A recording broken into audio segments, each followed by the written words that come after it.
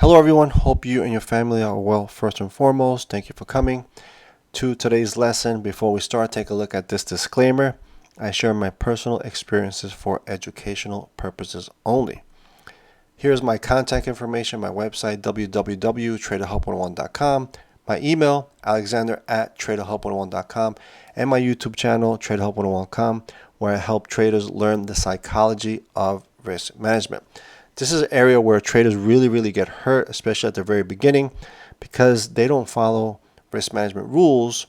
It could be very intimidating, very fearful, and truly don't know what to do with a losing trade. So a lot of these techniques is to help you protect yourself mentally, emotionally, and financially while you go through your trading journey, and you do it in a safe manner.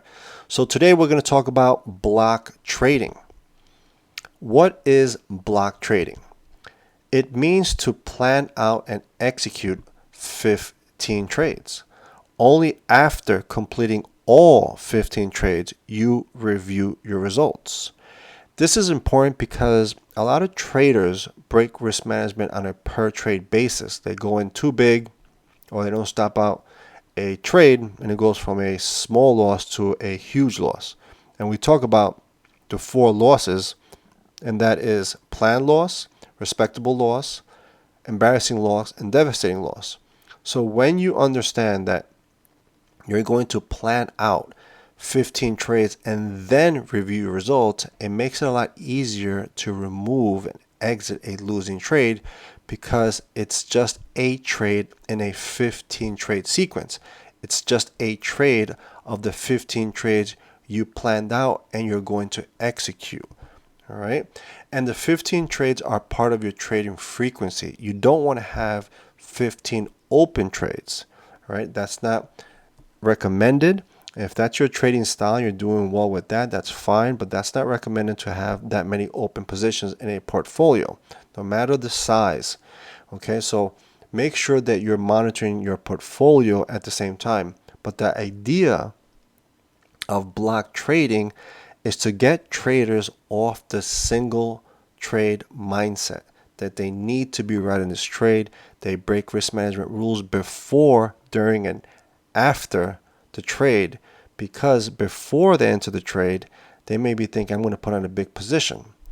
During the trade, if they put on a big position and they don't stop it out, it can turn into a very devastating loss, a big mistake. It can hurt you mentally, emotionally, and financially, and then you're not ready to place the other trades, right? Now you're mentally in distress and you don't want to trade, or maybe you don't have the capital to take advantage of the opportunity that you were looking for because you made a very big error.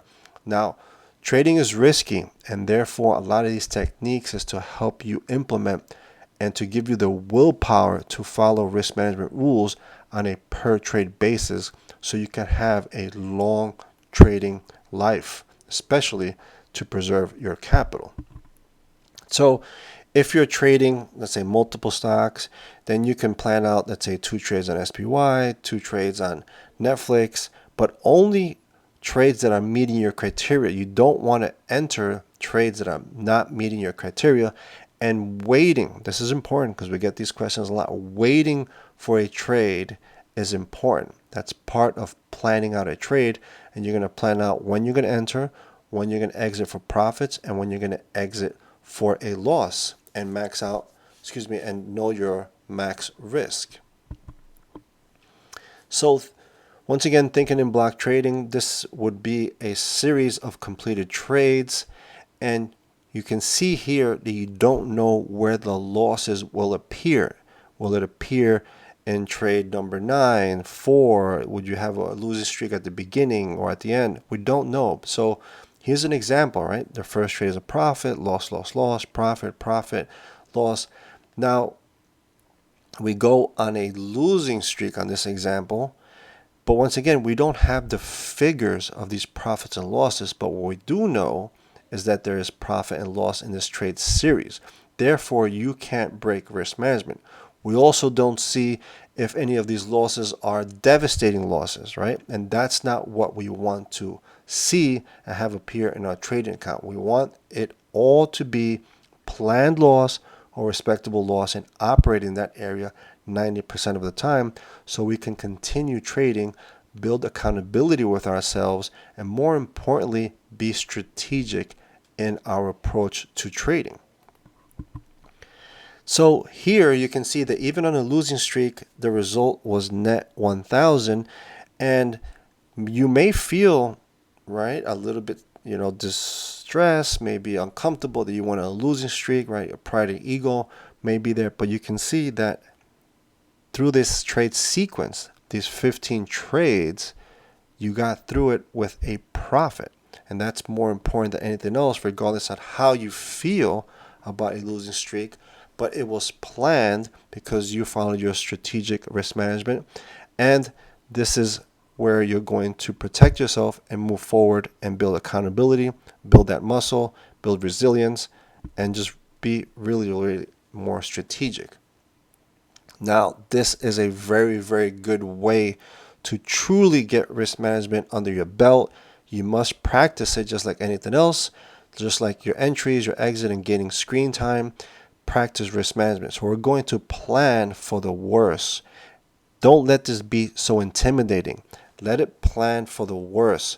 So let's plan to lose all 15 trades. That's right, all 15 trades.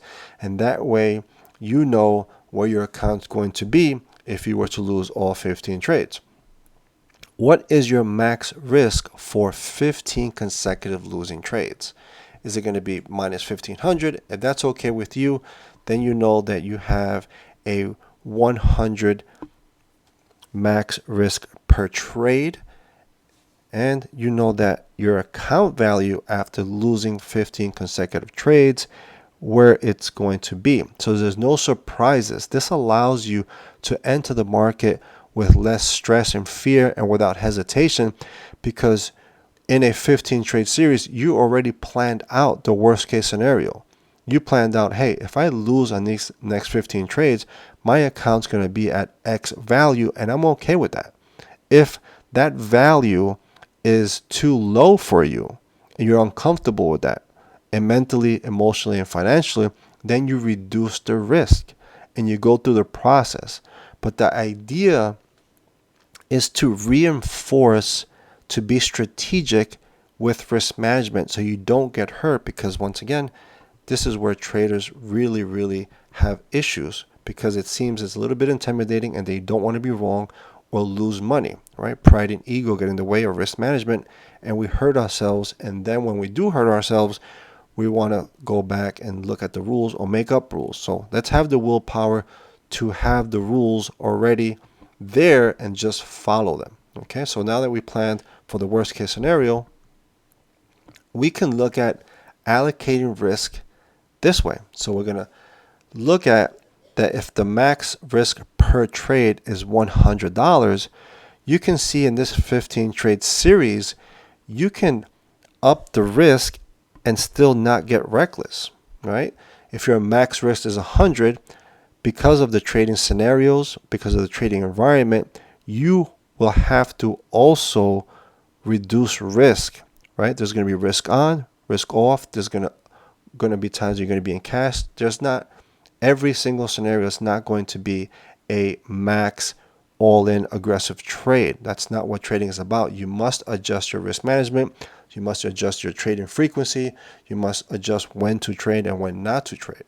So here you can see trade number one, it's $100, right? Trade number two, maybe you decided to risk 75. Trade number three, 25. Trade number four, 50. Trade number five, 50.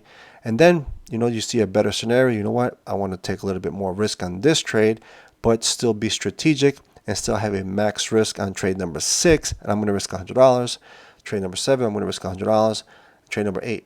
This allows you to trade and adjust your risk and enter any trade once it meets your criteria, because you're strategic and you know the worst possible outcome is that if you lose all 15 trades, you're going to be fine.